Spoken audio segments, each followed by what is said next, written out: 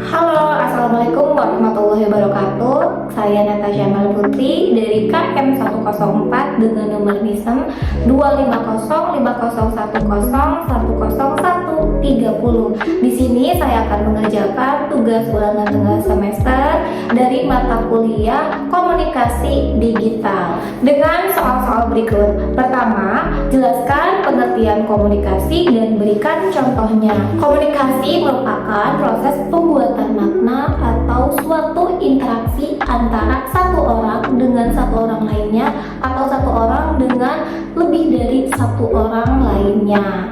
Nah, contohnya seperti saya bertemu dengan teman saya secara langsung, kami membicarakan sesuatu hal yang penting.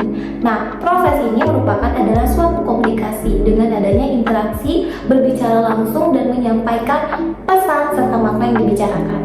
Nah, kemudian soal berikutnya yaitu apa pengertian pesan nonverbal dan saat apa kita menggunakannya. Untuk pesan nonverbal sendiri yaitu pesan selain yang diungkapkan dengan kata-kata baik lisan maupun tulisan. Jadi pesan nonverbal ini bisa dalam bentuk gestur, gerakan tubuh, atau warna atau isyarat yang kita berikan. Di saat apa kita menggunakannya? Sebenarnya ini tergantung kondisi dan situasi ya. Pertama, ada refleks.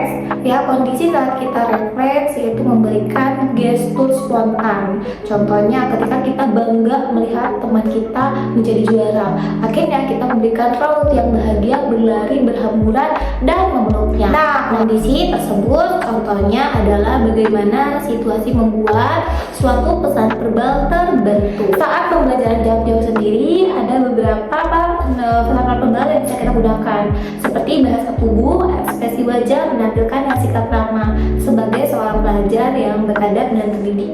Kedua, ada desain visual, kemudian ada juga intonasi suara, dan juga ada beberapa hal lainnya. Itu sangat penting digunakan dalam pembelajaran jarak jauh.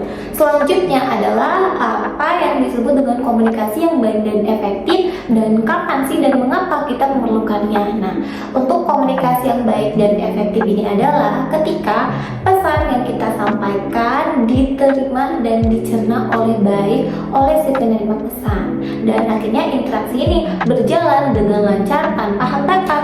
Dan mengapa kapan kita memerlukannya? Ketika kita setiap interaksi yang kita bangun itu harus memiliki tujuan yang jelas. Ya, jadi itulah mengapa dari tujuan yang jelas ini nantinya kita akan menghasilkan komunikasi yang berkualitas, efektif, dan tepat sasaran. Terakhir adalah apa tantangan terbesar dalam menciptakan komunikasi yang baik dan efektif. Tantangan terbesarnya adalah terletak pada hambatan. Untuk hambatan sendiri ini bentuknya banyak ya. Contohnya dalam ruangan yang bising, atau raut muka yang tidak enak dilihat, yang sedang tidak ramah, sehingga komunikasi ini tidak akan berjalan efektif karena ada niat yang dibelokkan. Contohnya, tadinya kita ingin menyampaikan pesan sesuatu nih, tapi kok raut muka si penerima pesan ini lagi nggak enak dilihat nih. Akhirnya kita memutuskan tidak jadi menyampaikan pesan atau melakukan interaksi karena tadi ada hambatan, yaitu di ekspresi wajah si calon penerima pesan ini. Nah, mungkin sekian untuk jawaban dari saya. Terima kasih semuanya. Assalamualaikum warahmatullahi wabarakatuh.